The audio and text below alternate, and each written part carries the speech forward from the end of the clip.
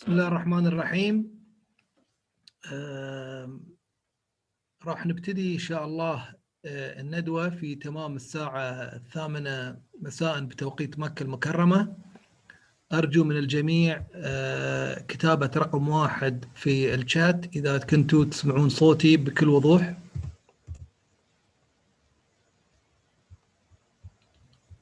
رقم في الشات لو سمحتوا.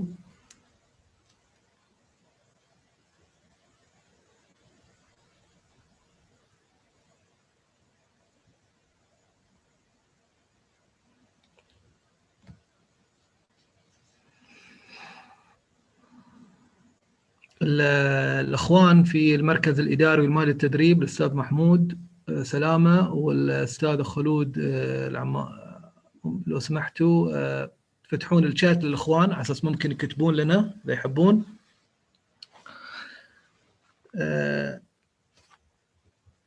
Good evening, Mr. Sergio. Kindly unmute yourself so I can hear you. Good evening. Good evening, Mr. Sergio. How are you? I'm okay, thank you. Can you see me? There is I can see much, you. right? I can see you very nicely, and we are honored and delighted to have you here today with us. It is my pleasure. Thank you. First of all, I would like to say on behalf of MFTC, Happy New Year. Likewise, let us hope that this year brings more joy and prosperity than the year that has just finished. Yes.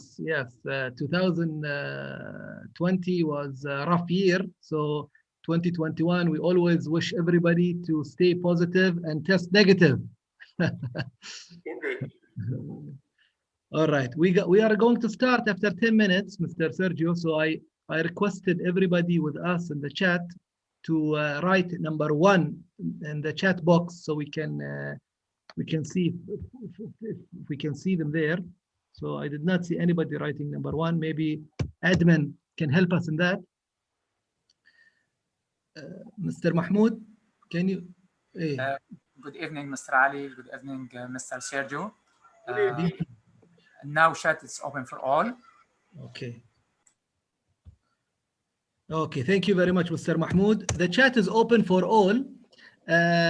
We would like all the participants to kindly write number 1 in the chat box, so we just make sure that we hear you. Of course, we are going to start at 8 p.m. sharp Mecca time, which is 6 p.m. Luxembourg time. All your names are in Arabic, so it will be difficult for Mr. Sergio to read your names. So we would like to kindly request you to change your names to English if that is possible. There will be 1 hour, 30 minutes of the webinar. Mr. Sergio will take us through different aspects of operational risk and reputational risk, and some of the governance framework behind that in the banking sector. After that, we will have the Q&A session, okay? Or maybe before that, whenever he's done, we will have the Q&A session. But please, anytime you have a question, you can always post it in the chat. I'm your moderator here. My name is Ali Al-Tarif. I'm a senior lecturer with MFTC since 2015. So I will have your questions with me, and then once we are done and the floor is open for Q&A, I will read them to Mr. Sergio and we'll be learning all from him. Or if somebody would like to ask the question directly, he doesn't want to write his question, he can raise his hand after the presentation, and we will be always there with the admin, Mr. Mahmoud and Mrs. Khulud, to open the mics for you to ask Mr. Sergio directly. This is number 1. Number 2, at the end of the session, we are going to send you a link. That link, if you sign up to, we will send you the certificate. So the people who are coming early, leaving early, we will not be able to get the certificate. So the people who are gonna stick with us till the end and fill that kind of link, they will get the attendance certificate. So please hold tight until 8 o'clock. 8 o'clock, we will have our official inauguration of this webinar. This webinar, to shed some light, it is part of a series that we have launched since the pandemic. Every month, we bring an industry expert to give us some kind of details of what is going on in the industry, what is the changes, how the transformation is happening in different parts of the world. This month, January 2021, we selected Mr. Sergio, who has accepted our invitation to participate with us in this webinar. And he will represent European Investment Bank, and he is the head of Regulation and Reporting Division. So next month, we will have different experts from different countries or continents altogether. Maybe we will find somebody from America, North America, South America, Canada, or Far East, and we will always put you in the loop with us. I can see a message from Mrs. Khulud Al-Amoudi, part of our administration as well. She's welcoming everybody, and before the end of the webinar, we'll be sharing with you guys the attendance link for the certificate. So please stick with us till the end. Thank you, Mrs. Khulud. Thank you.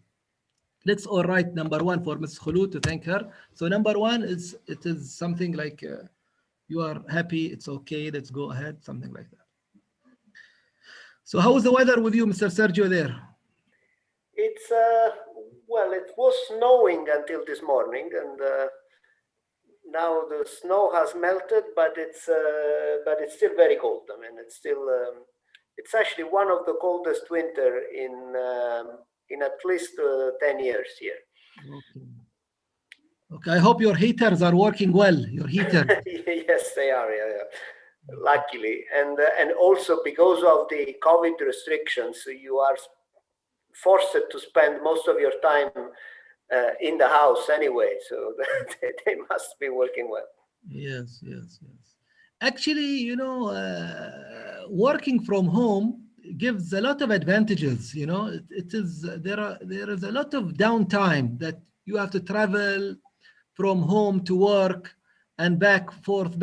So when you are at home, especially I see it with my kids, you know, they just wake up, brush their teeth, have their breakfast, and then direct go to class. So it's very easy for them now, you know, unlike before, you know, they have to take like 1 hour, 1.5 hours before going to class. That's very difficult for them. That is true. That is true for adults as well. I mean, you used to have to get up, put on your tie, then go to work, commute perhaps for half an hour, for an hour. And now you can do everything online, but also, and I'm not sure this is so good, because you don't have to move physically from your office to the meeting room or from your office to the office of your colleague. You can have meetings basically back to back for the whole, for 8 hours in a row, and never stop. Yes, yes, yes. Especially with the Zoom, you know, it's so convenient. Just from one link to another, and short and sweet. Yeah. Yes.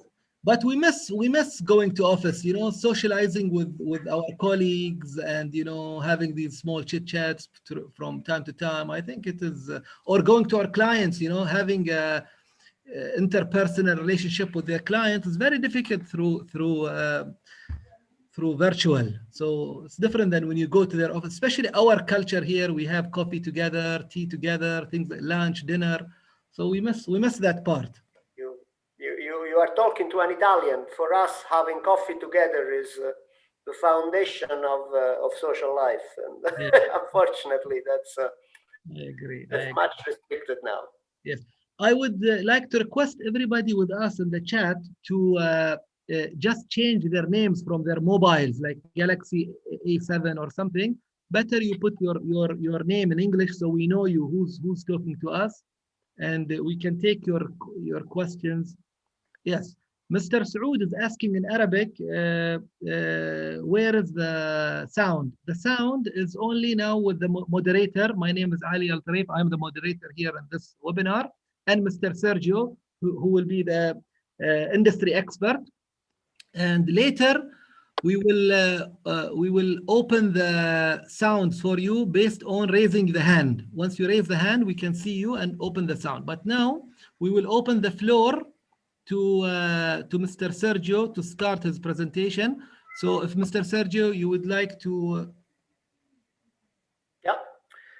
yes, Mr. Sergio, a little bit, the audience are saying your voice is a little bit far. If you can raise your voice or come closer, it will be... I'm already very close.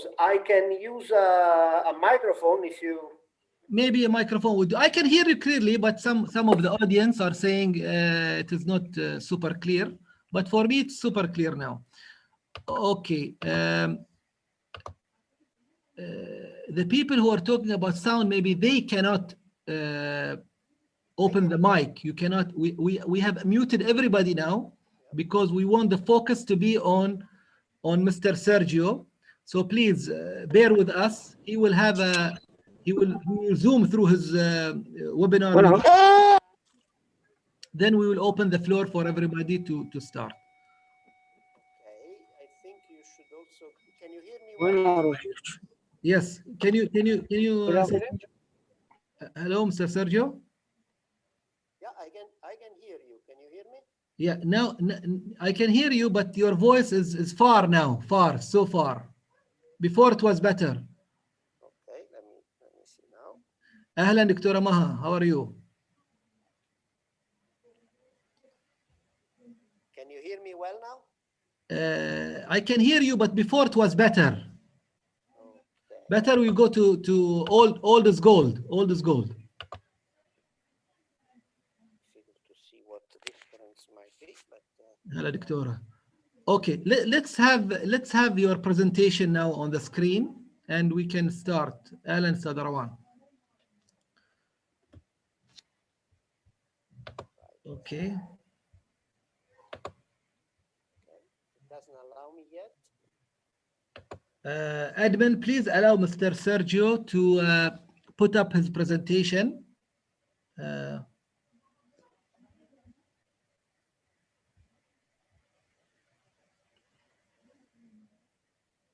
Okay, we will have a short video, Mr. Sergio, until we fix the voice. Please, you can play the video now.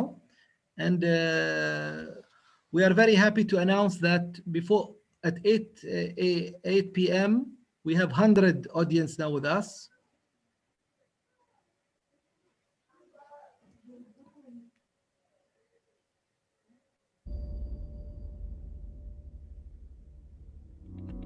مرحبا بكم في الدورة التدريبية والمقدمة من المركز الإداري والمالي للتدريب والمعتمد من المؤسسة العامة للتدريب التقني والمهني. تمتد خبرة المركز الإداري والمالي للتدريب منذ عام 2004 بقيادة الأستاذة حنان العطاس في تقديم الدورات التدريبية والتأهيلية في مجال المحاسبة والمالية والمجال الإداري والاستثمار والبنوك والمصرفية الإسلامية والعديد من المجالات الأخرى بالشراكة مع تحالفات دولية. حصل المركز على العديد من شهادات الشكر من كبرى شركات ومؤسسات المملكة ومنها وزارة الموارد البشرية والتنمية الاجتماعية، المؤسسة العامة للتقاعد، الهيئة الملكية بينبع، البنك الأهلي، بنك الرياض، البنك العربي، بنك الجزيرة وغيرها العديد. المركز الإداري والمالي للتدريب، الاستمرار في التدريب، استمرار التطوير. عزيزي المتدرب، للمساعدة في الارتقاء بجودة البرنامج التدريبي نرجو منكم التأكد من إغلاق الكاميرا وإغلاق المايك والاستعانة به وقت الحاجة، مع ضرورة كتابة الاسم الحقيقي للمتدرب دون استخدام الأسماء المستعارة، ويمنع دخول المتدرب بأكثر من حساب أو مشاركة أي روابط في الشات أو أرقام التواصل الخاصة به، كما يرجى حفظ كود الدخول للاستخدام الشخصي فقط، مع العلم بأن خاصية تسجيل المحاضرات غير متوفرة لدى المتدربين. وفي حال طلب المساعدة يمكنكم الاستعانة بإشارة رفع اليد.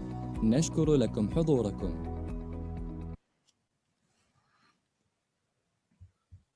Okay, Thank you, admin. Okay, the voice, Mr. Sergio, needs fixing. It is very low, so maybe we can. Yes. Still very low.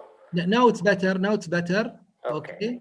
Okay. Let me just raise your voice because now I cannot hear you. Okay. Well, I will be mostly on mute. Just I will have a small introduction about the. If you can put the presentation kindly, we'll be very thankful. We'll have a small introduction, then we'll open the floor for you. Maybe 1 minute introduction only.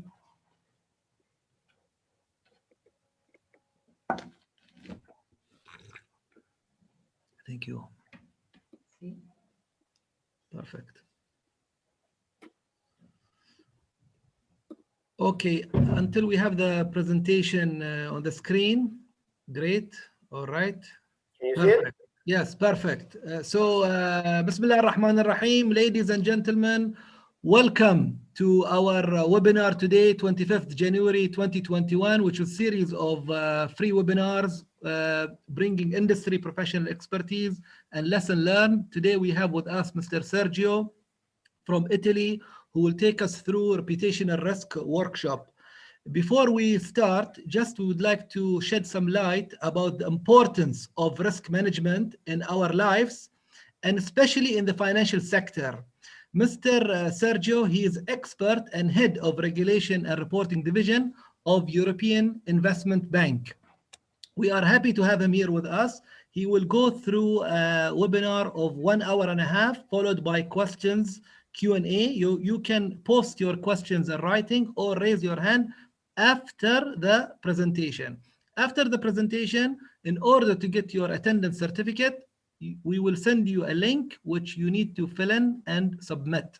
So if you stick with us until the end and fill in the link, you will get our attendance certificate. Without further ado, please, Mr. Sergio, the floor is all yours. Thank you very much, and thank you everybody for joining us today. First of all, let me say that I am delighted to be with you and to have been invited by MFTC to participate in this series of webinars. I had the pleasure of coming to Jeddah. I think it was 8 years ago for a seminar on operational risk, if I recall correctly.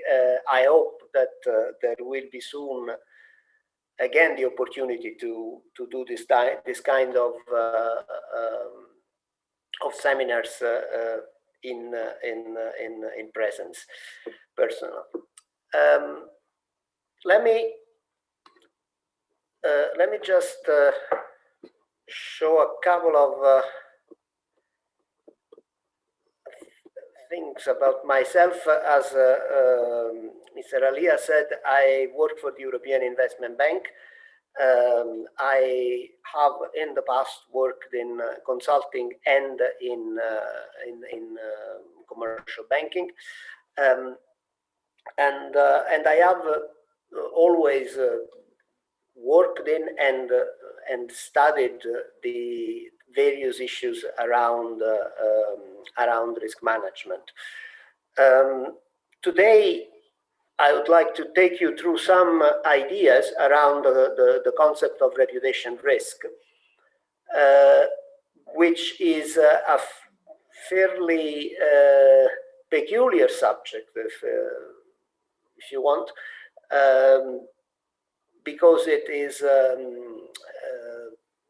defies the traditional approach, so to speak, to identification, assessment, management, and control, while at the same time being undoubtedly one of the most relevant types of risks to which financial institutions may be exposed. Broadly speaking, I would like to cover these 5 points. I will mention some high-profile case studies. I will talk about, a bit theoretically if you want, but very briefly, about the nature of reputation risk. And then I will focus on the key elements of reputation risk management, which is, of course, the assessment, the monitoring and reporting, and to a certain extent, broadly speaking, the management of reputation risk. Now, but before we get into that, let's look first at whether we have the same understanding of what reputation risk is, and in particular, what is reputation? Reputation is a term that we use in our everyday life routinely. We talk about a person having a good or a bad reputation. We talk specifically about reputation in respect to an activity. We say that somebody has the reputation for being a good doctor, or for being a good manager, for that matter. And we also speak of reputation when it comes to companies and brands and products. But specifically, what do we mean when we say that? And if you think about all the cases where we use the word reputation, you will see that it's always when in a context where there is an asymmetry of information, where there is a party that has more information than another. So when, for example, we go to a doctor, or we go to buy a used car, that's another classical example. We place our trust in someone else. Why? Because we don't have the same level of knowledge of that particular transaction or that particular service that we are seeking to get. And reputation, to an extent, fills that gap. Reputation is our way of acquiring a kind of information that otherwise we are unable to acquire. If we go to a doctor, well, to a certain extent, we trust that the doctor knows his job and that gives us good advice. But we are not ourselves able to judge the quality of his advice, unless, except when it's too late, probably in many cases. So we need to trust that doctor, and therefore we rely on a different source of information, which is that person's reputation. In financial services, it's not very different, not only as consumers, because as consumers, of course, we go to a financial advisor, for example, and we trust that that financial advisor will suggest us, for example, good investments or a good solution to a particular financial problem that we may have. And the average client goes to a financial advisor precisely because that person doesn't have, he doesn't have all the knowledge and the information that presumably the advisor does. And that's why, of course, reputation is of fundamental importance, not only in a customer position, but also amongst peers, amongst banks and participants in the market that want to engage in transactions. And once the reputation is lost, then it is extremely hard to recover it, because if somebody in a particular market, especially the financial market, where relying on other person's words is of paramount importance, breaks his word or breaks his promise, then it's very hard to conceive that you're going to go back to do business with that person. And reputation can actually extend to an entire company, obviously, and even to an entire industry. You may consider that the crisis of 2007, 2008 has dealt a blow to the reputation of financial services, but to the reputation of the financial services industry, even more so than to certain individual banks that have been particularly hit. So reputation is not only one of the most important assets that a bank can have, but also one of the most precious, because it may be the most difficult to recover once it is lost. Now, just to give you a couple of examples of what I'm talking about, JP Morgan, for example, had a famous, was involved in a famous set of transactions with Banesto, which is a Spanish financial institution, and invested also a lot of money through a partnership with Banesto.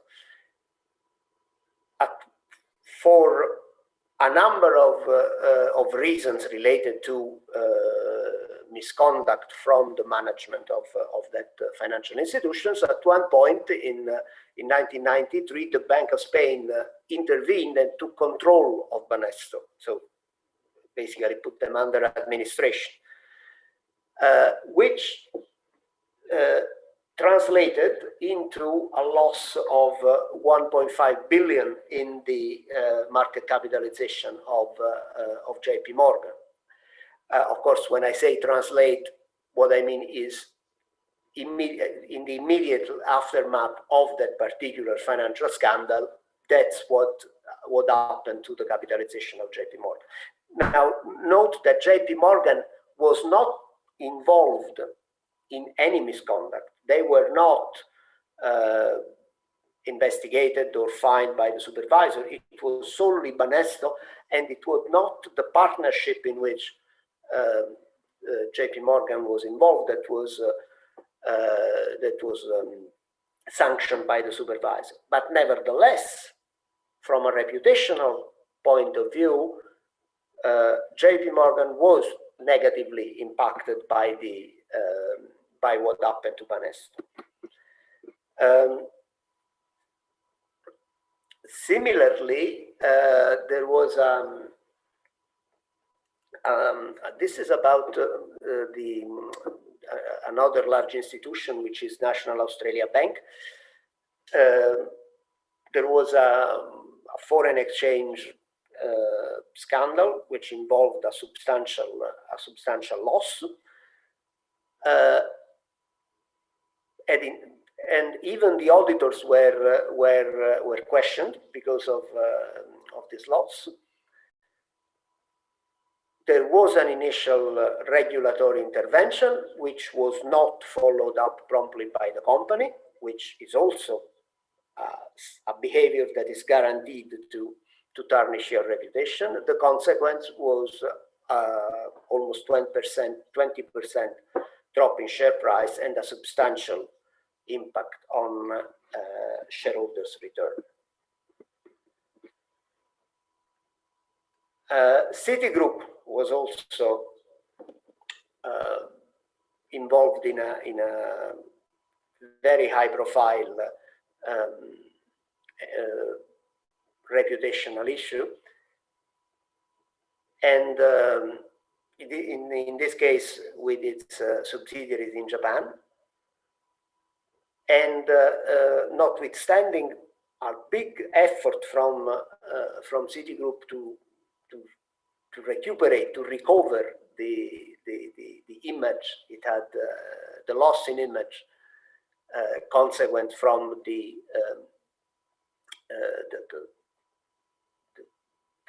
regulatory interventions from the Japanese regulator, they still immediately had negative consequences in the form of foregone business.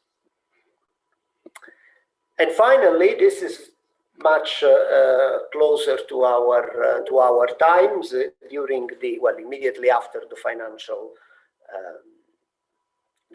crisis. There were a number of court actions and both regulatory and civil lawsuits brought against virtually all the major investment banks. And I'm sure some of you are familiar and have followed at the time the Abacus case, which was this special purpose vehicle that Goldman Sachs had, which involved also not only civil but also criminal investigations, which eventually Goldman Sachs settled with a very substantial fine. But as you can see again, the market capitalization was much larger than the market capitalization loss was much larger than the regulatory fine.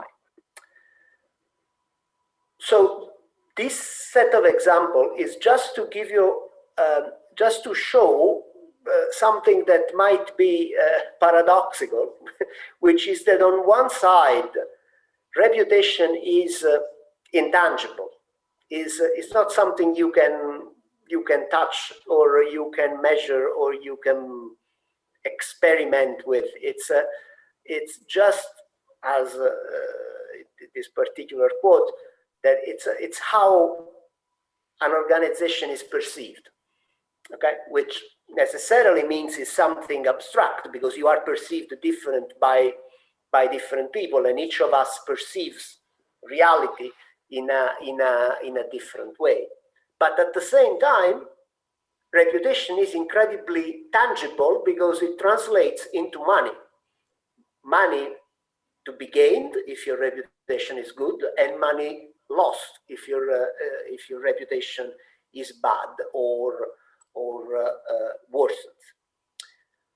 And this is the reason why reputation has been studied extensively, much more, I must say, outside the realm of financial services, and indeed, it is much more of a financial services special way of looking at it, that we now speak of reputation risk. But reputation as a concept, reputation as an asset, has always been debated for decades in the academic literature, both in economic terms, in strategic terms, in marketing terms, and organizational, sociological, and so on. There is a very, very vast literature that looks at the value of reputation. For example, in the case of marketing, reputation is very linked to the concept of brand and of consumer behaviors and what drives consumer behaviors.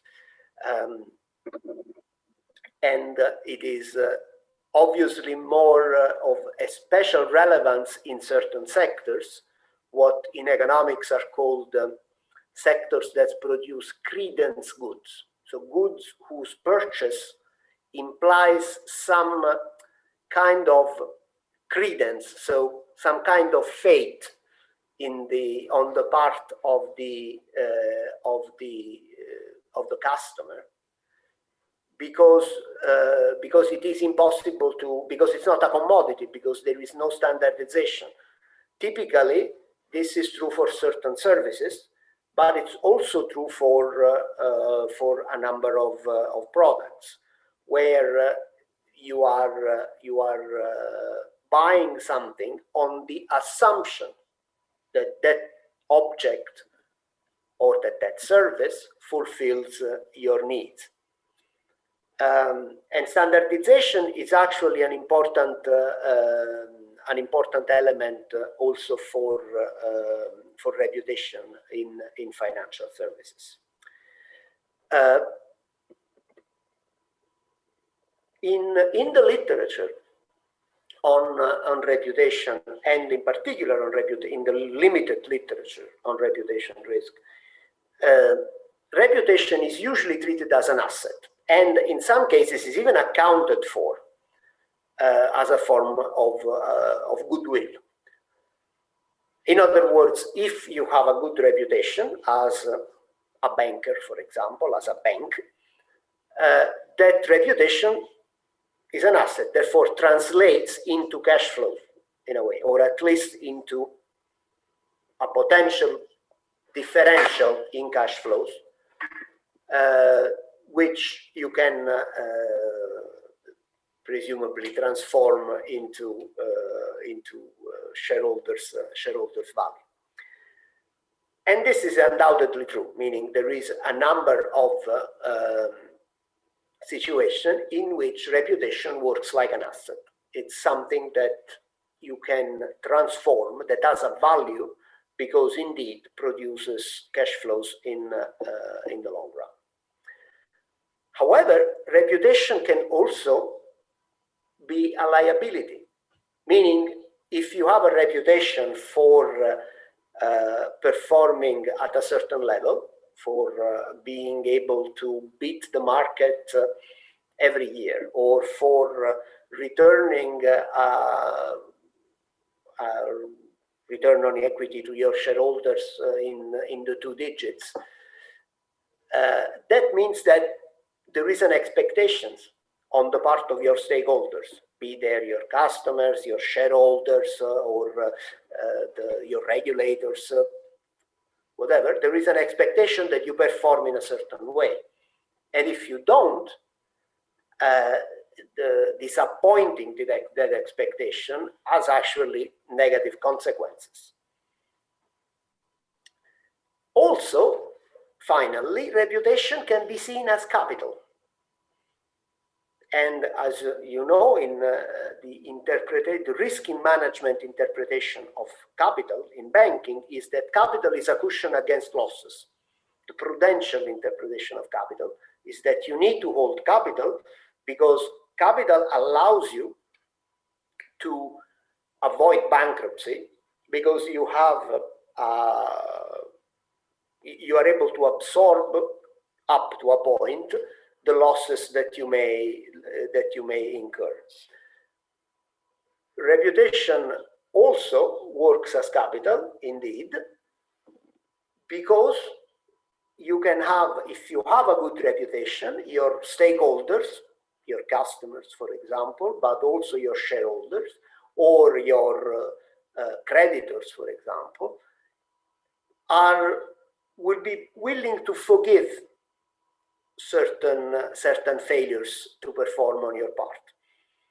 Okay, if you have a very good reputation with your customers, for example, the customers will not presumably punish you if at one point you have one faulty product, provided that you handle the crisis effectively, that you immediately withdraw the product from the market, that you compensate, etc., that you compensate the customers, etc., etc. Similarly, if you have a good reputation as a banker and one day your ATM network goes down, your customers will not just switch financial institution immediately, provided that you show that you can handle the crisis and remediate quickly. So you see, reputation is a multifaceted element that can be seen. You can even imagine to have a balance sheet of reputation. You can look at your reputation and see, okay, how much of it do I have in terms of assets, how much does it work as an asset, how much does it work as a liability because it creates expectations towards stakeholders, and how much is actually something that I can rely upon in a crisis to soften the blow of an adverse event or a mistake, a failure that I myself can make. And here I was just trying to give an example of what I mean by looking at a very famous case of reputational damage, disgrace, which is the case of Arthur Andersen, which, as you know, used to be the primary international audit firm, and which clearly suffered from a failure on all sides of the balance sheet. It depleted reputation as an asset because I mean the famous case of Enron was only the last one of a series of high-profile events in which Arthur Andersen didn't perform up to its reputation as the primary audit firm, and clearly that at one point, by the time the Enron scandal broke out, reputation was started acting as a liability because people starting to say, what is this? This is supposed to be an audit firm, so a firm capable of watching over the integrity of others. And clearly this totally destroyed this breakdown in confidence totally destroyed the credibility of the firm, and clearly the reputation had absorbed some of the losses during the years, but was not by the time the Enron scandal was brought to court. There was no capital left, so to speak, in terms of Andersen's reputation. More recently, well, still in this is a financial crisis, another financial crisis, famous story, and it is slightly different because Bear Stearns was a bank. You are probably familiar with the fact that at one point Bear Stearns went out of business. It was purchased by JP Morgan. But the interesting thing is that just 1 year earlier, Bear Stearns was not insolvent. Bear Stearns actually started with an attempt at protecting its reputation by bailing out its hedge funds. These hedge funds were special purpose vehicles, so they were technically bankruptcy remote. Their failure would not have impacted financially Bear Stearns, but they were linked to the name of Bear Stearns. The market knew that they had been set up by Bear Stearns, and therefore Bear Stearns felt compelled to bail them out. Okay, and then less than a year later, the market started worrying about Bear Stearns, and the bank didn't manage to revert the tide in a way. They didn't manage to stop these rumors for increasing. There was a famous case, I don't know, some of you might remember if you follow that particular media coverage, that the chairman of Bear Stearns was found playing bridge because he was a very keen pitch player, while the company was actually going through these problems and was not seen as actively trying to repair the reputation and reassert the solvency of the bank. In other words, they didn't make a good job at repairing the image of the bank, and therefore had to use their cash reserves that were substantial, but clearly when the market abandons you because they don't trust you, no amount of reserves can be sufficient. And in fact, in the end, they ran into a liquidity crisis because nobody would lend to Bear Stearns anymore. So this is to say that again, reputation is multifaceted, and in financial services, reputation risk very much follows the rules of capital and of assets and liabilities. And I was mentioning before the issue of standardization and how we tend to rely on reputation when we are seeking a product or a service that requires some kind of credence, some kind of trust on the customer, and we rely less on reputation when the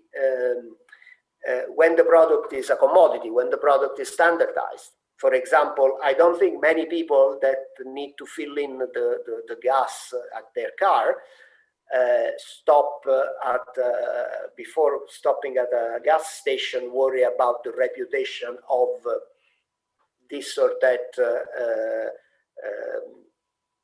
petrol company. Okay, why? Because more or less we know what the product is.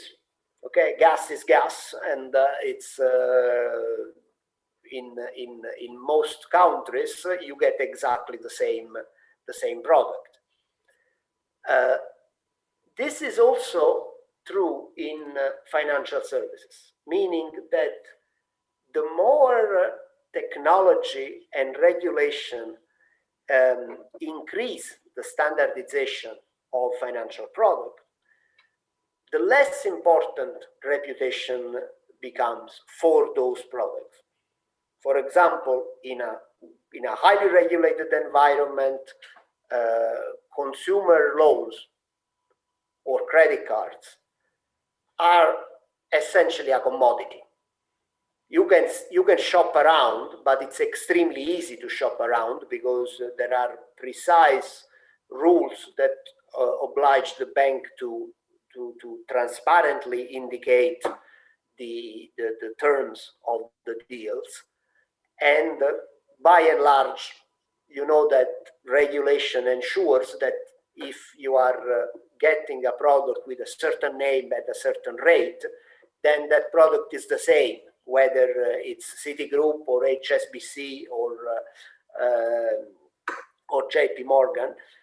The product is standard, so you don't care about the reputation that much, to the extent that you are looking at an institution of a certain size and name.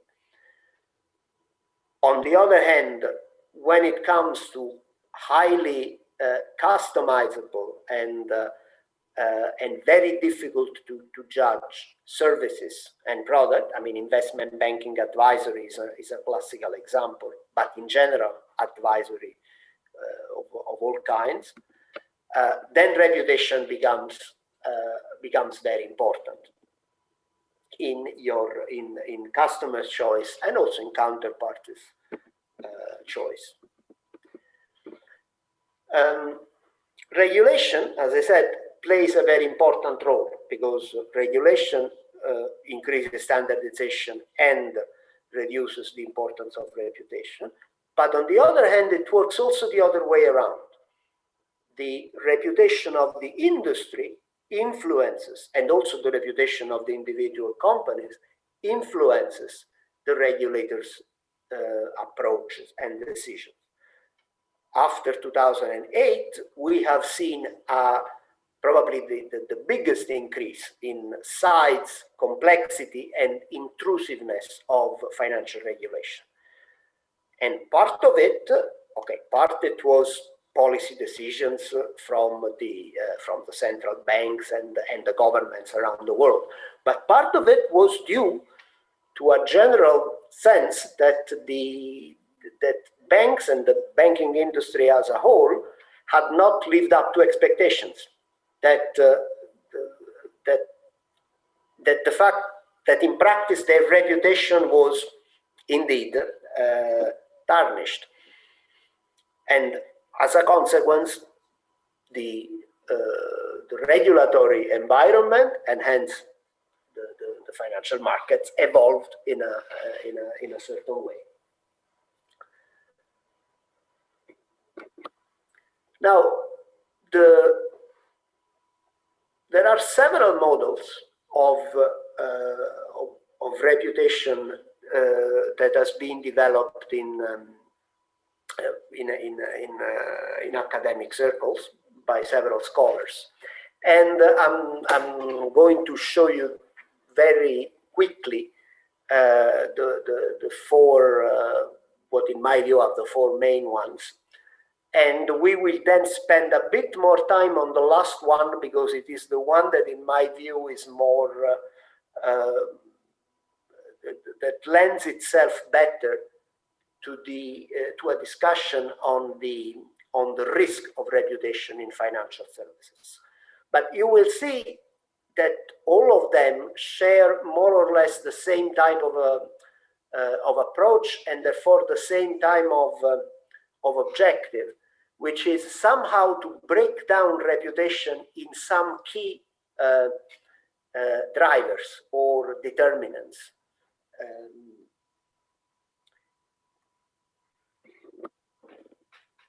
This is the one of the oldest ones. This is the reputation quotient, so to speak, which says that reputation has essentially 6 categories. And you can see how this is very much linked to a corporate, a company environment, but not financial, not particularly oriented toward financial institutions. And so you can see the emotional appeal, the kind of products and services, the kind of financial performance, the vision and leadership, the environment, so how it is as an employer, and how it deals with its social responsibilities. And if you think of a company that is particularly relevant in your field, a consumer companies, for example, you can see the correspondence between how companies actually shape or try to shape their image, the perception of their products, and even their financial performance to fit some of these attributes. And some of them are obviously very general and would apply broadly to any kind of company. Some others are definitely more relevant for consumer companies, for example, that have a very wide potential customer base. Another example of a model is the category of risk from Arno Bradis, which, as you can see, more or less covers the same ground. So it's a very similar model to the previous one.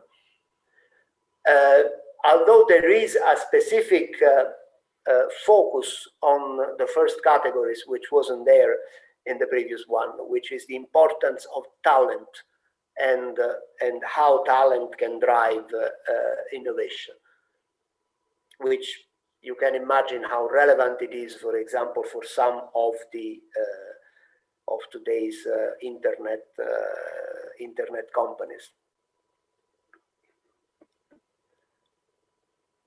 Then you have the so-called the spirit model. This is a bit more interesting from a financial institution point of view, because it's starting to look, rather than just a list of drivers, it's starting to create a structure.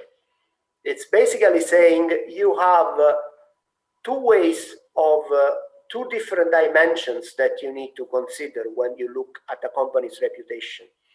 And this is indeed in terms of the past performance and future performance.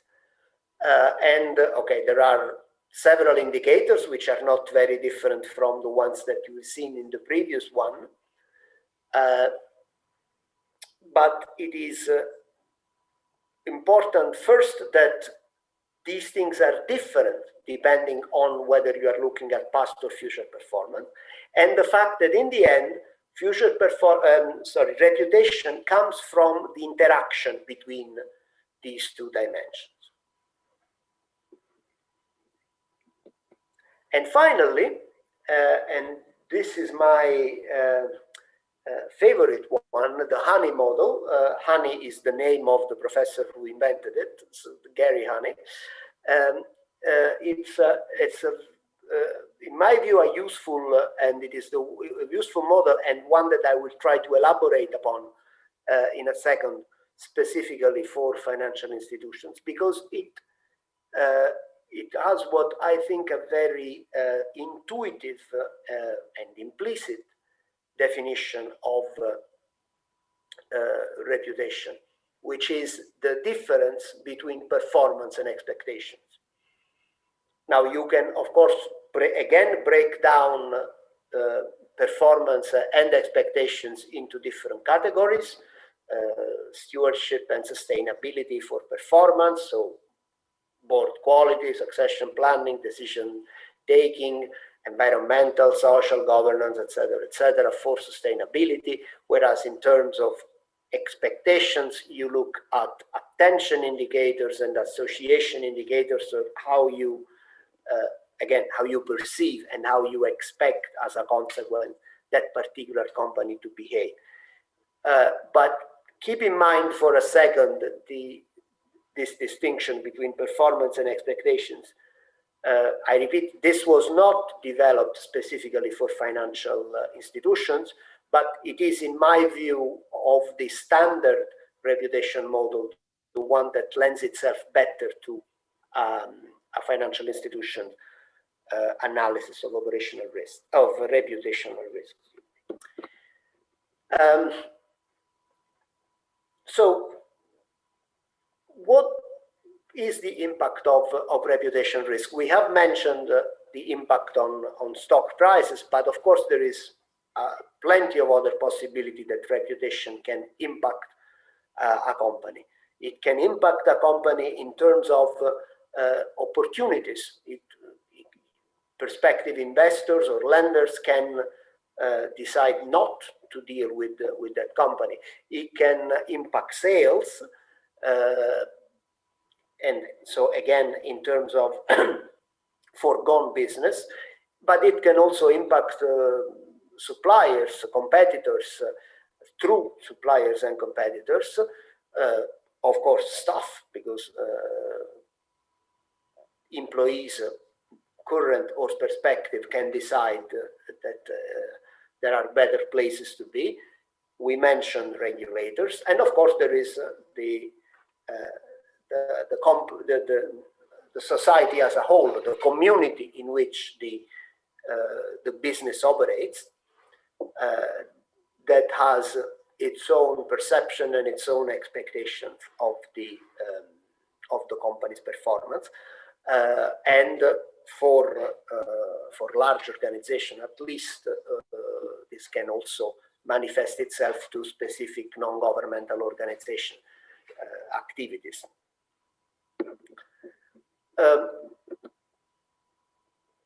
And if we want to look at this impact in a more structured way, without overcomplicating, but just to draw what I think is an important distinction, what you can have in a financial institution, you can have a direct impact from an internal failure. For example, as I mentioned before, your ATM system goes down, and all of a sudden your customers cannot access their money anymore. Or you have a breach of regulation, the supervisors intervenes and gives you a big fine, you get into the press, and you suffer a reputational blow, of course, and that would impact you directly. This is what I call an internal type of reputation risk. So a reputation impact, an impact on your reputation that follows from something that goes wrong in the company. But then you also have the possibility of an external event, which either exposes some failure that was not evident earlier,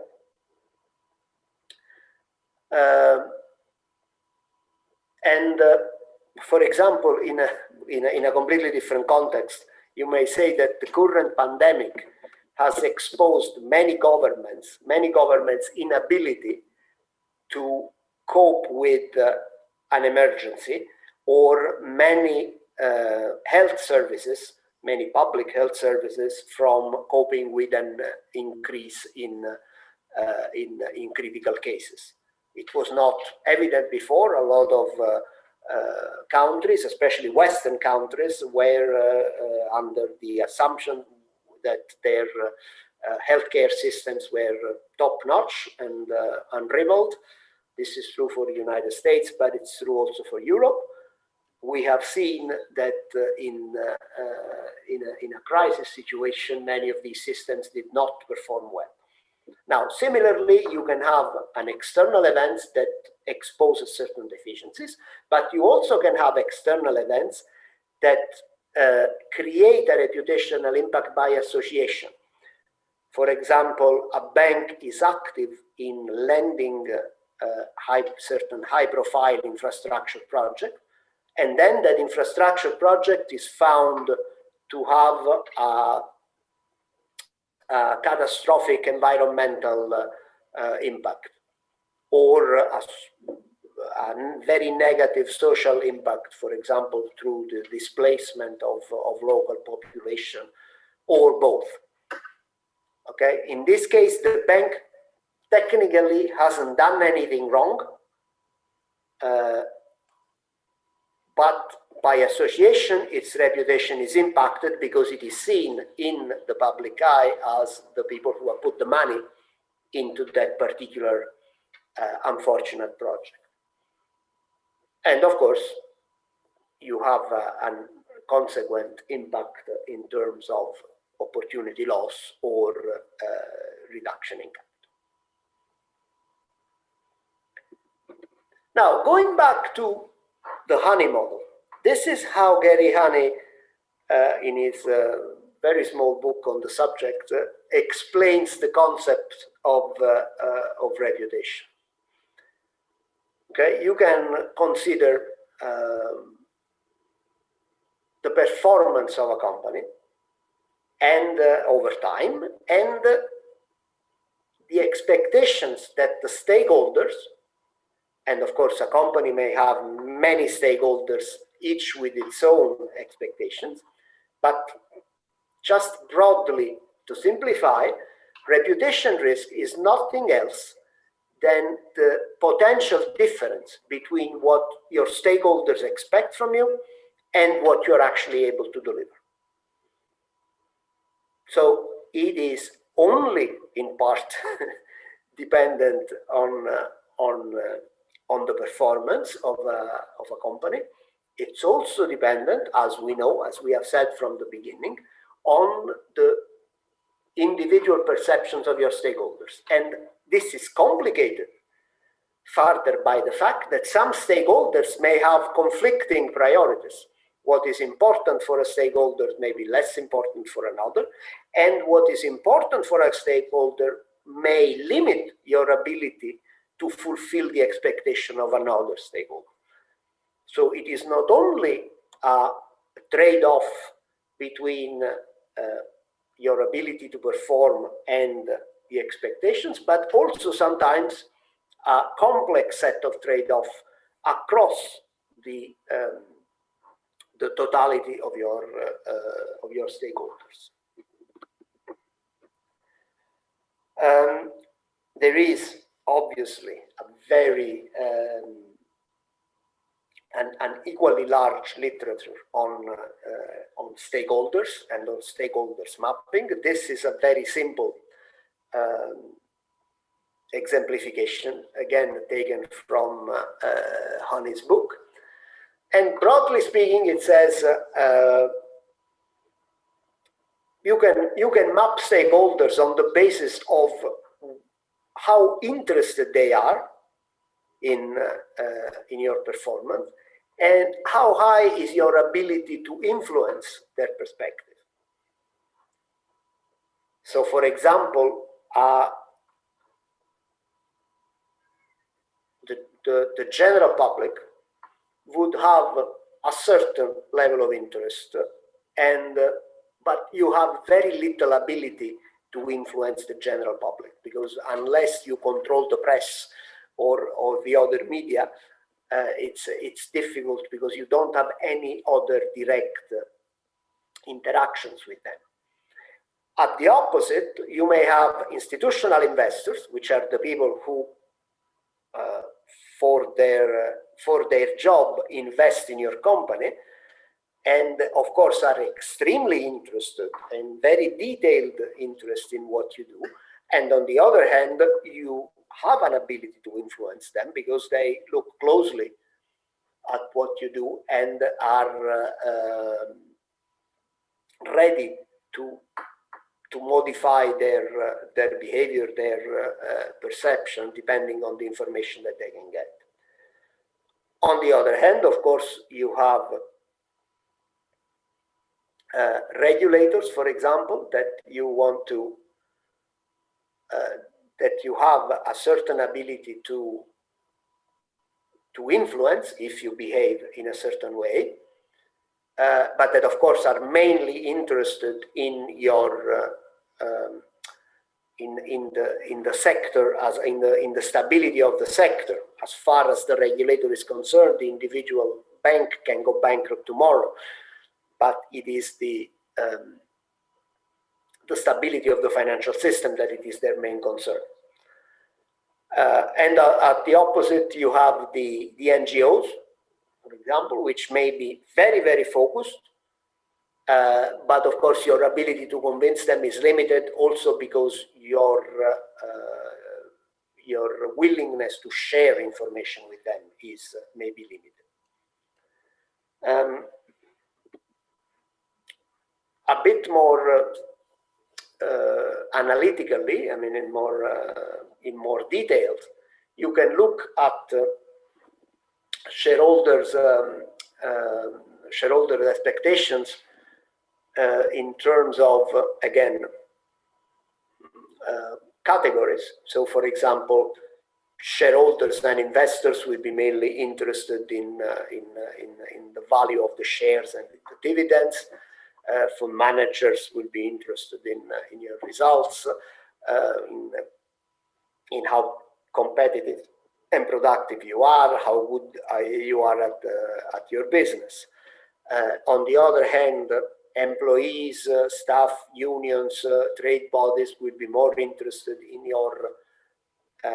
in the way you can manage ethically, in line with all rules and regulations, and in your ability to engage with the relevant bodies. Suppliers and other partners will be interested in your performance as a counterparty. clients will be interested in the quality and the reliability of your offer and how you can actually deliver on what you promise. And other bodies, regulatory or government bodies, and even NGOs will be very interested in a combination of your good corporate citizenship and how well you can meet certain standards of responsibilities and stakeholders' interests. Now, these are all lists, of course. How can we actually translate it into something a bit more practical? There are, of course, many ways. This is just a suggestion. One way to start with is to say, okay, let's map stakeholders against some key categories of performance. And here I have put corporate governance, human rights, human resources, community, environment, and business. But of course, many other possibilities are perfectly acceptable. And in each of these categories, there will be at least one stakeholders that would be especially interested. And some stakeholders might be interested in everything across the board. Once we have performed this particular mapping, then the next step is somehow to assess that difference between performance and expectations that, as I said, it's at the core of reputation risk. So the idea is that for each of these elements, for example, value and dividends and good business management, which is very important for certain type of stakeholders, for shareholders, fund manager, rating agencies, etc., then we may want to assess the difference between expectation and performance. So ideally, we want to be able to map expectation and performance for each of these points of intersection between performance categories and stakeholders. And well, I'm doing something very simple here. This is purely to show the general concept, nothing more, and just assuming that we can say low, medium, and high for each of these set of categories. And notice that I'm using green, orange, and red not to indicate the level of the expectation or the level of performance, but to indicate the sides of the difference. If there is a big difference between expectation and performance, then I use the red color. If there is a small difference, like difference of one notch, then I'm using the orange. And only if expectation and performance are perfectly matched, I'm using the green. Even if they're matched at medium, high, low level, it doesn't matter. The essential thing is the difference between what people expect from you and what you actually deliver. And ideally, if one is able to do this analysis, then the next step is to develop a scenario. So imagine what would happen in a situation where the risk is there, when there is a medium or high difference, where there is a relevant difference between performance and expectations, and indeed what it might mean for the specific institution. And here I'm indicating, I mean, some examples, but of course these are very generic. I would imagine a real bank to be able to zero in on real and specific scenarios that could could happen as a consequence of this kind of failure to perform to expectations, with specific indication of I don't know how much should it fall short, could it fall short of dividends expectations, or return on equity, or problems with the selection process of suppliers, or regulatory failure, or something. And then, of course, in doing this assessment, also being able to analyze the consequences. So what is actually that such a failure to perform according to expectation would entail for the sales, the strategy, the fulfillment of business objectives, the profitability, the capitalization, and so on.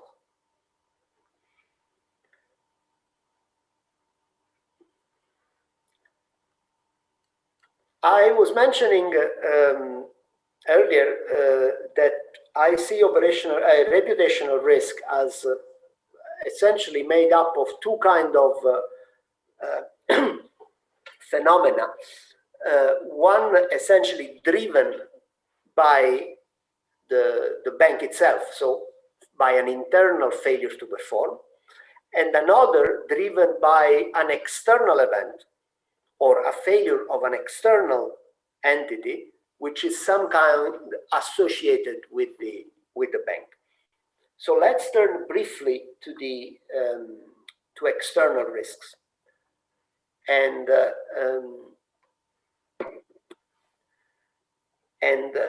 let's see what if we can delineate how external reputation risk may work in a financial institution. First of all, what are the external parties? There are many, of course, and there are because a company has contracts and relationship with a large number of entities. But if you look specifically at a bank that does, and I'm simply formulating an example here, a bank that lends money, okay? You typically have counterparts, so borrowers. You have sectors in which you invest. You have countries in which you are active, and in which the project that you finance take place. And of course, you have projects. So to me, these are the four main drivers, or the four main dimensions, if you prefer, of external reputation risk. Obviously, if you are in the custody business, or in the investment banking advisory business, or in the credit card business, I mean, there still are external reputation risk. They're just not described necessarily by these four categories. But hopefully, going through this will give you an idea of the general thought process behind this kind of analysis. And for example, let's look at this chart to have an idea of how one would map or would report, if you want, the reputational exposure to these five dimensions. And you may look at this, although this may be fairly complex to assess, you may look at this as a way to assess to what extent the company is exposed to reputation risk as a consequence of having invested in certain projects, in certain countries, with certain counterparts, and in certain sectors. Okay, so for example, and here I'm not saying anything new, but there are banks that simply do not invest in certain sectors. I work for multilateral financial institutions. There is a number of sectors that are simply excluded from our activities. We just don't do them. And they are the obvious one that you can imagine. We don't invest in weapons. We don't invest in alcohol and tobacco. We don't invest in anything more and more than is considered environmentally dangerous, at least according to the strategy guidelines of the European Commission, and so on and so forth. Similarly, certain counterparts are more risky than others.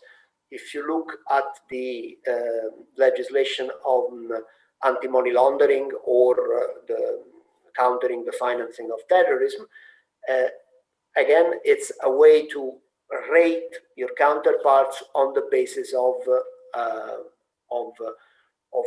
risks in those particular areas. It's easy to imagine a broader set of criteria that could allow you to assess the reputation risk according to this particular dimension.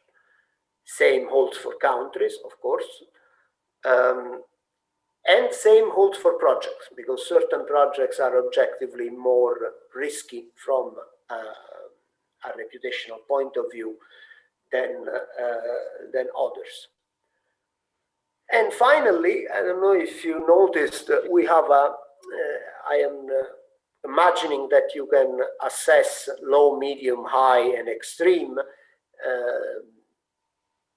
like a rating of the project, but there is also a final category, which is no data, which to me is the most dangerous of all. So when, of course, you have no idea whether a sector, a counterpart, or a project or a country can be reputationally dangerous, that means when it probably is. And you can imagine the same analysis being reported in a different way to give top management an idea of the overall exposure. Now, it is of course important to bring this together, because you can get lost in looking at individual stakeholders' expectations, and project by project and sector by sector. So I think in the end, the monitoring and the reporting of operational risk should follow, of reputational risk should follow a process which is not so different, but then from what you see in a new product approval process. Every time you have a transaction, you should actually review it for reputation risk, and once it is launched, that particular once the analysis has been made and the transaction is launched, the transaction should be monitored, because something that can be perfect, that can look perfectly safe at the beginning, can evolve over time, especially if we are talking about large multi-annual loans to big projects, and reputational risk can arise from independently of what the bank does, and therefore there should be a regular transaction review that should feed into the overall regular yearly reputational assessment. And what I would suggest in terms of of monitoring and reporting in order to bring together the two ideas, so the internal reputation risk and the external reputation risk, is indeed to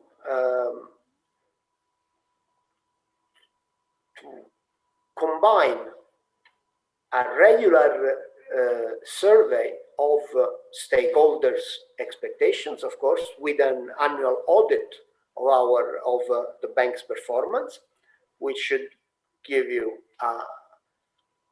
an internal reputation risk assessment, which should then be combined with the external reputation risk assessment, which is driven by the sector, product, counterpart, and country analysis that I just mentioned, which should translate into a portfolio reputation analysis.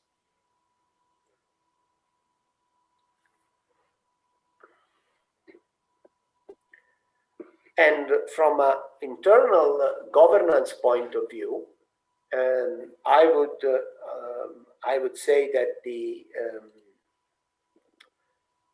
main responsibility, of course, is with the board that has the responsibility for approving the policy and the appetite that a bank has for this type of risk. Management and staff has the responsibility for implementing the framework and for implementing the management and the control activities. Risk management is the one that needs to put in place and develop the framework based on identification, assessment, monitor, and control. And obviously, internal audit and compliance should perform the independent review. Who in practice is responsible? I think it's fairly intuitive, but just to give an idea, from the CEO to the various corporate functions, this would give you an idea of what are the key focuses of the various entities within a company, and the main motivation for focusing on that particular aspect.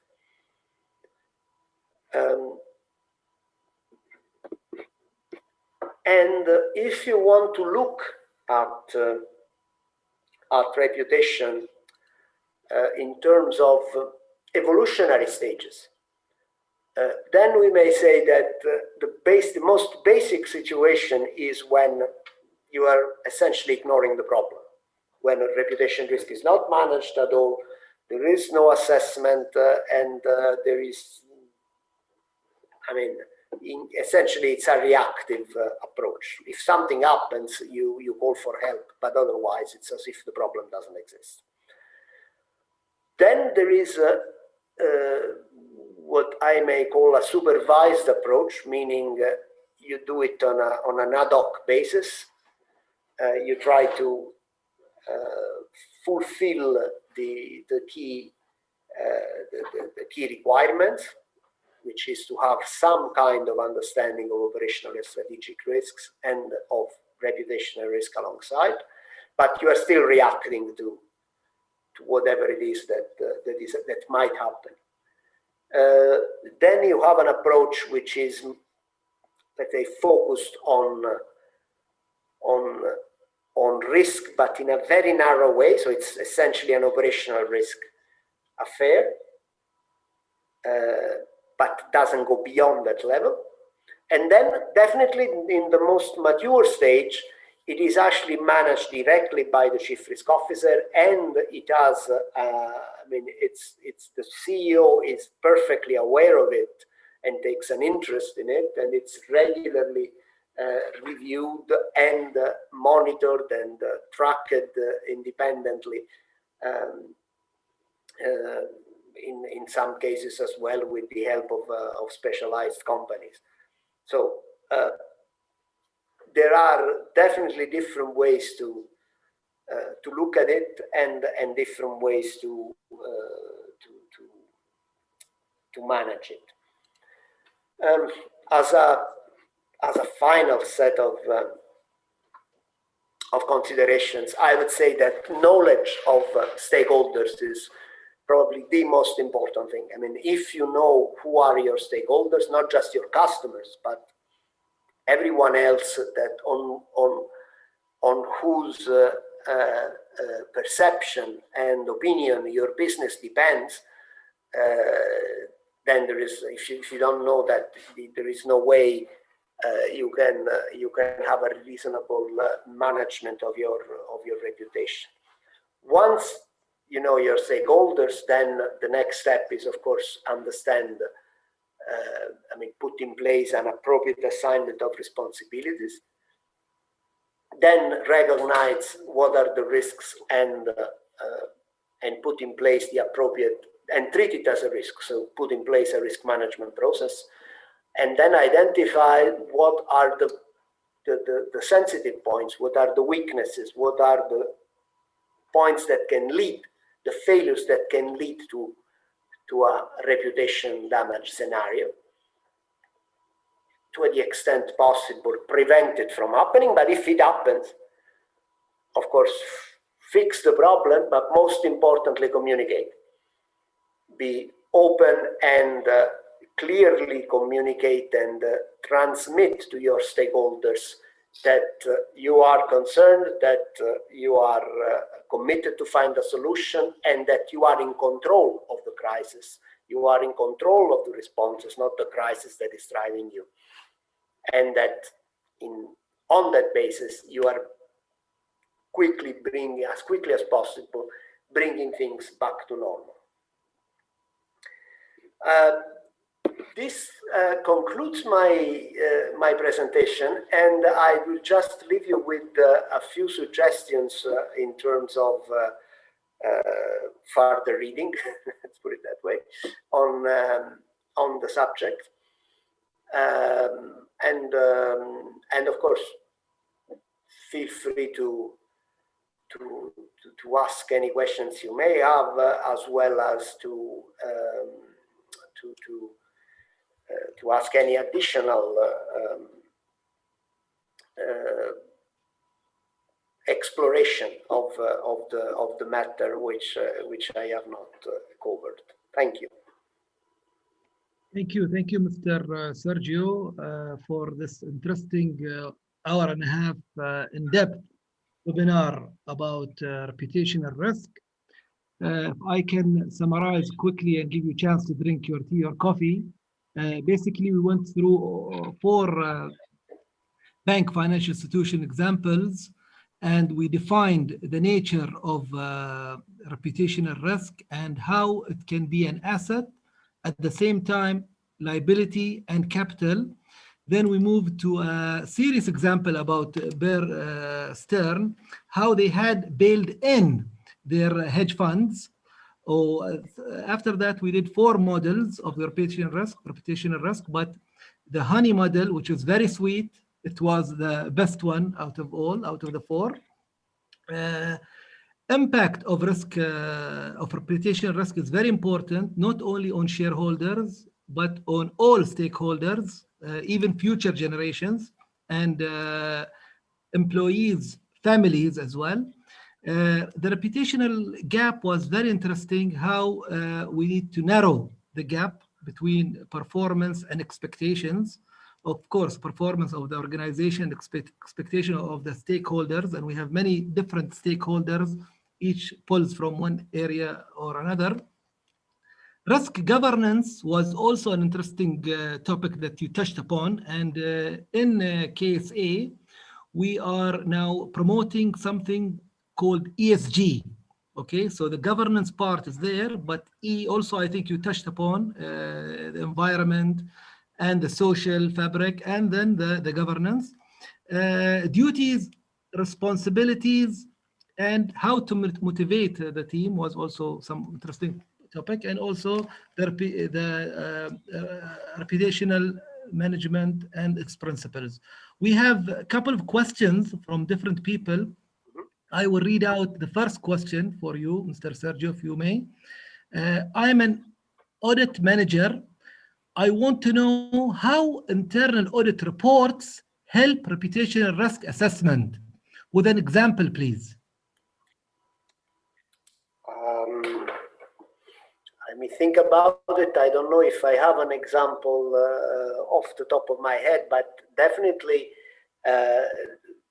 as you know, internal audit role in risk management is as a third line of defense, and therefore an internal auditor should first of all have reputation risk in mind when it performs its audit, and therefore verify if indeed the second and the first line of defense do actually, well, first of all, consider reputation risk in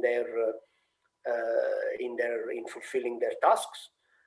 If they do so, are they doing it in line with the expectations of the regulators and with the internal rules and procedures? By way of, an internal auditor always looks at benchmarking what it sees in the performance of the ODT against regulation, internal and external best practice. Therefore, an example might be that that you have an auditor that looks at the governance of risk management and verifies, first of all, that there is indeed a reputational component in the risk appetite framework of the institution. Verifies that in the, for example, in the credit adjudication process, there is a consideration of reputation risk from the loan officer, from the credit manager, and that the issue is brought to the attention of the credit committee.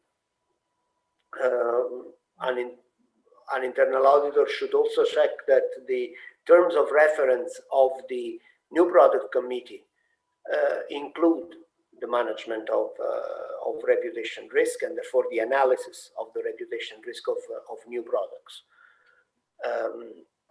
And finally, that the governing bodies, meaning the senior management and the board, are aware, have actually approved the relevant policies and receive the information from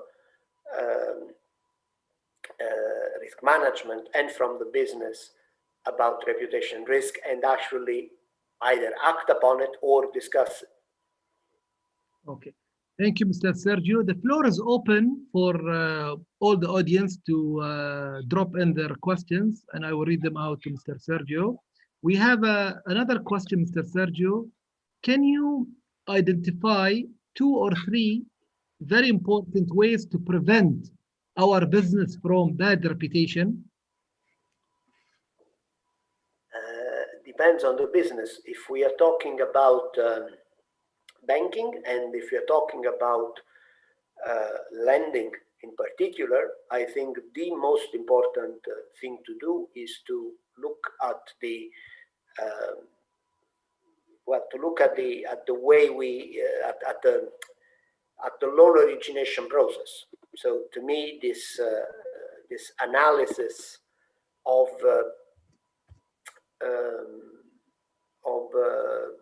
reputational risk embedded in products, and a process which indeed formally analyzes every single transaction and then on a yearly basis reviews the whole portfolio.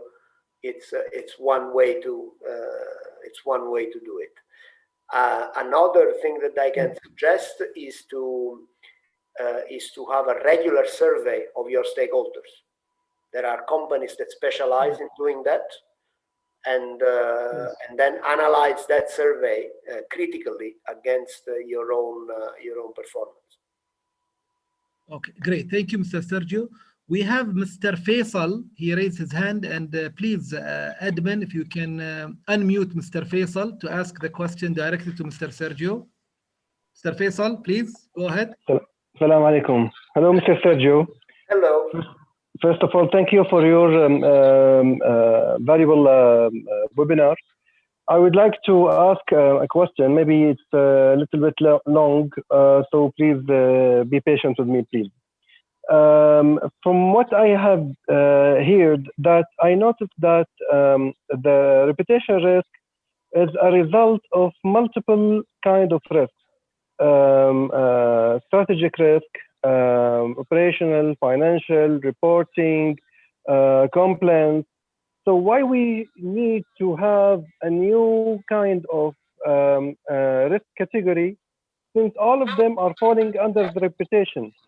What I would like to say, that reputation is a result of the organization performance, the financial performance, the strategic performance, operational performance.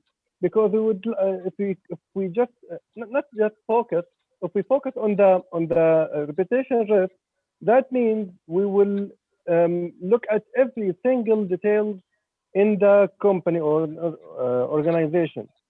If we are consider the financial risk, we will consider also the component of the financial risk, which is, let us say, the robbery, the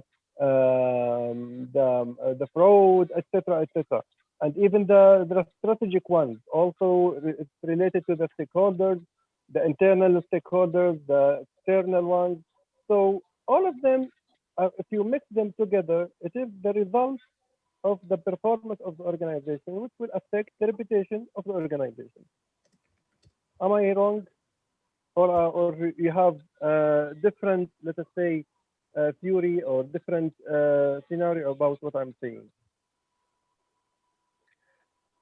You are right. The reputation risk arises from the performance of the organization.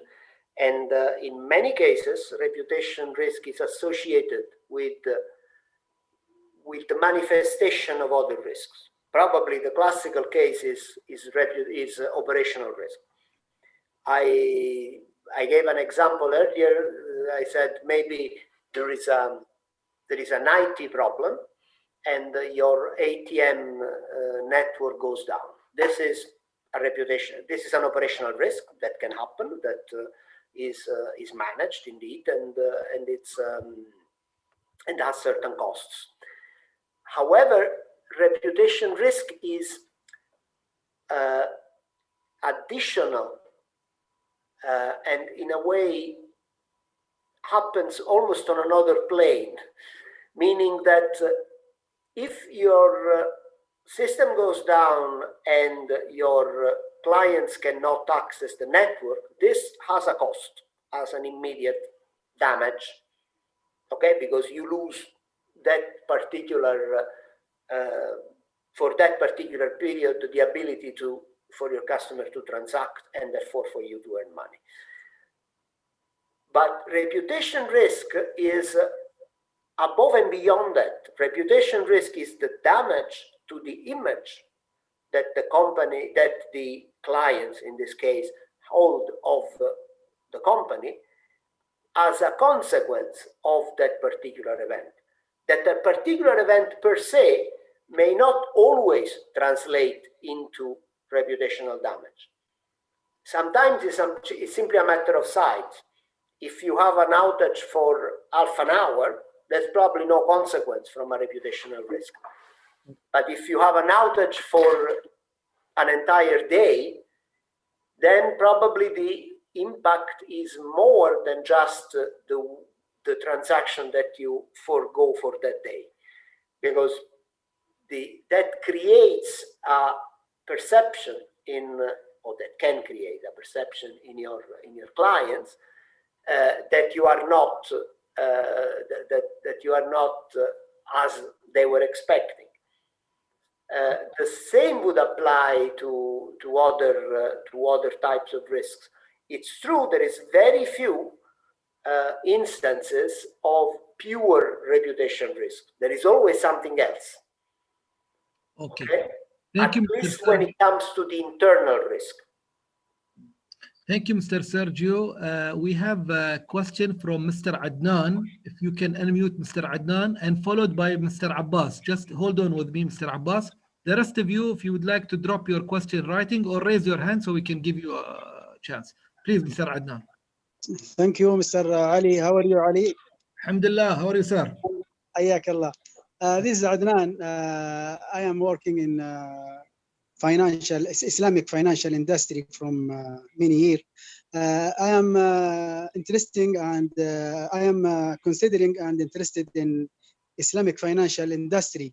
How reputational risk will different between Islamic financial industry and other? Thank you for the question. First of all, I'm not an expert in Islamic finance, but definitely there is something in common. So the reputation risk is definitely the same when it comes to having concern for your stakeholders, and definitely the same in the sense that Islamic finance is equally founded on the reputation of the institution. Somebody would invest would prefer an Islamic bank or a bank that does Islamic finance instead of an ordinary bank, precisely because that institution will purport to uphold the values of Islamic finance. And obviously, if you fail in that particular field, then the client will immediately punish you by withdrawing its business. So, from my understanding of Islamic finance, I would say that you have a specific kind of reputation risk, which is linked to the nature of Islamic finance. So on top of everything else, if you want, so the expectations that your stakeholders have of your performance, you have a set of stakeholders, which is very important, which are the ones that do business with you because you are an Islamic finance institution. And therefore, they expect you to perform it in line with Islamic principles. Thank you, Mr. Sergio. I would like to add to Mr. Sergio here, because I am also involved in Islamic finance, that the reputational risk in Islamic financial institution is double, because the normal financial institutions, they have their own image that they want to protect and want other stakeholders to perceive. The Islamic one, they have the same plus additional component on top of it, which is Sharia compliant. So you have to be Sharia compliant, not only with your customers, with your suppliers, with your management, with the government, with the community, with the environment, with everywhere. So it is even more difficult for Islamic financial institutions to comply with their reputation. It is harder than normal. That's why you see in financial institutions, Islamic financial institutions, they have another board. They have one board like everybody else, and they have Islamic board, okay, Islamic Sharia board, to follow every procedure, every dealing, to make sure that they are in compliance with the reputation that they want the market to perceive. We have a question from Abbas, then Rawan. We have Rawan also. And then I have something in the chat box about governance in the tech, how it can preserve reputational risk in financial services. So please, let's go with Abbas now. Hello, everyone. My name is Abbas Fidyab. I'm the head of compliance at Bloomberg, Qatar. I would like to thank Mr. Sergio for the nice presentation, and I have a small question. We are living in the era of high technology, and the fintech has been accelerated during the COVID-19. My question is, why fintechs need effective risk management in order to survive in a competitive market? And we know that in order to have effective risk management, we have to minimize all types of risk, including reputation risk. Thank you. Thank you, Mr. Abbas. If I understood correctly, you mentioned specifically fintechs? Yes, fintech. Okay, well, obviously, the fintech is, I mean, the reputation challenge for fintech, especially if you've seen some of the recent scandals, for example, Wirecard in Germany. I mean, there is clearly a reputation hurdle to clear with customers, because fintech is, I mean, completely immaterial, dematerialized. You don't have a direct relationship with your banker. You do everything on your computer, on your phone, and you have all kind of security concerns.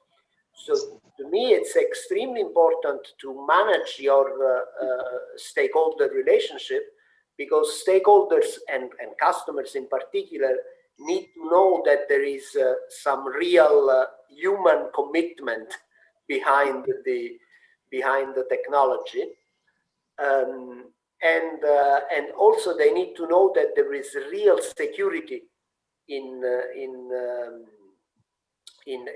fintech, meaning that the moment you have a cyber attack that goes through, or a regulator that intervenes because of a security issue, I mean, the first thing people do is to bring their business away. So I would say that in fintech the focus has to be on tech, so on the safety and security of technology, and in making sure that the value added is indeed understood by the client. Okay, thank you, Mr. Sergio. We will open the floor to Rawan now. This is the last question from Rawan. Then we will try to conclude the webinar. But all the other questions in the chat box, we will have them and we will send them to you hopefully in the future. But for Abbas, I would like to tell you that fintech, now there is something called RegTech, which is regulatory technology. Okay, so RegTech now is handling more of this area that you are trying to explore. Okay, is Rawan with us? Is she going to ask a question, or Rawan? I think I saw Rawan. Okay, I guess Rawan, can you unmute Rawan? Okay, all right. We have the last question now. I will read it out. It is about how can governance technology help preserve the reputation of an institution, and how frequent shall we validate the models for reputational risk? That's all. And then please, Mr. Mahmoud and Mrs. Khulud, if you can send in the chat box for all our delegates and audience to fill in the form so we can send them the certificates. It's a very short form, almost 4 questions. Okay, just your name and where you want us to send it, and something male or female, something like that. So please, if you can send it in the chat box. Meanwhile, Mr. Sergio will be able to answer the last question, and we can conclude after that the webinar. How can governance technology help preserve the reputation of an institution? And how frequent shall we validate the models for reputational risk? Thank you, Mr. Sergio. How frequent? I think there should be a yearly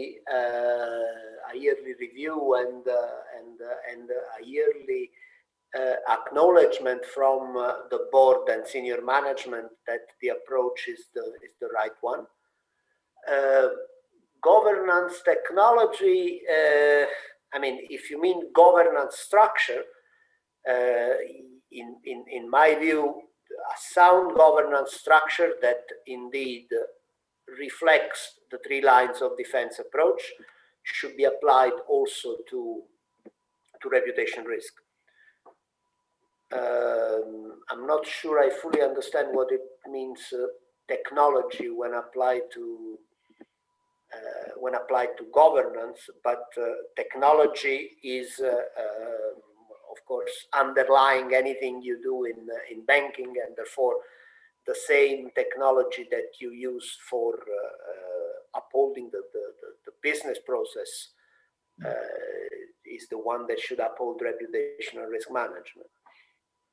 Okay, thank you, Mr. Sergio.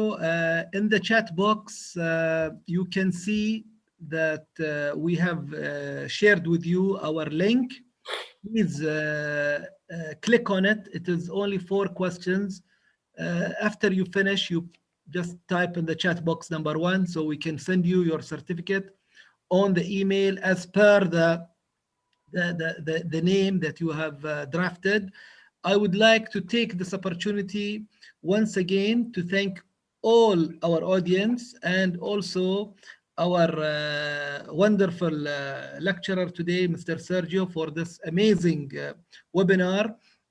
On behalf of our Managing Director, Mrs. Hanan Al-Attas, and the Project Manager, Mrs. Khulud Al-Amoudi, and our Marketing Manager, Mr. Mahmoud Salama, we thank you all for joining us. The numbers are amazing.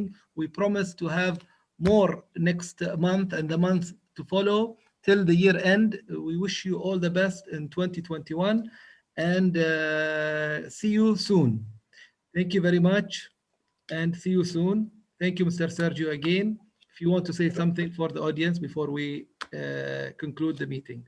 Thank you. Thank you very much. It was a pleasure to talk to you.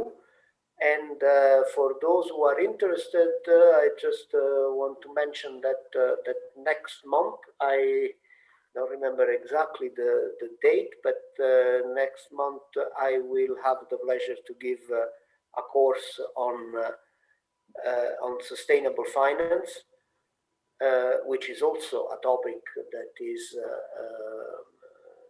that has a lot in common with Islamic finance, indeed.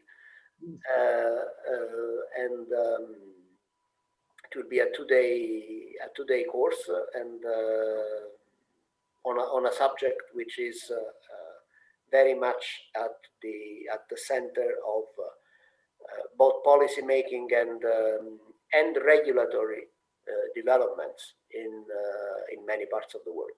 So thank you. Thank you. We look forward to seeing you in the next course. Thank you very much and good night. Good night. Bye-bye. Bye-bye. Bye.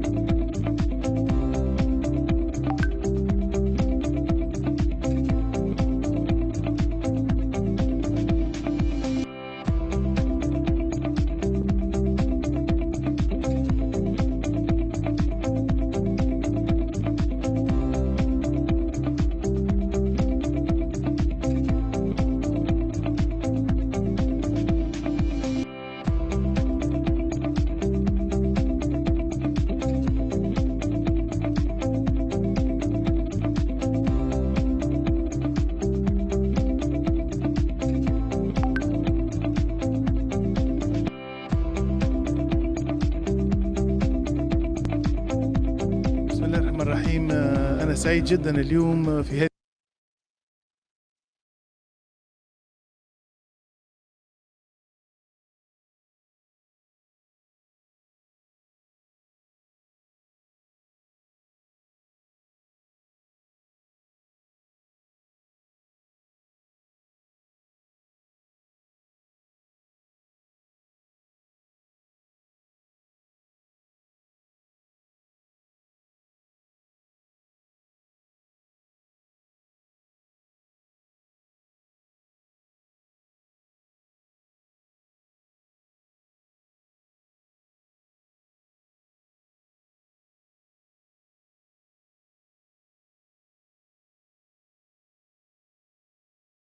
هذا المركز حقيقة يعني اليوم يتميز بأنه نشاطه قاعد يتوسع من يوم فآخر، عدة أنشطة متنوعة، يساهم مساهمة كبيرة جدا في المالية الإسلامية، وإن شاء الله يكون لنا فرص للتعاون معهم، لأنه فعلا هذا خير إن شاء الله.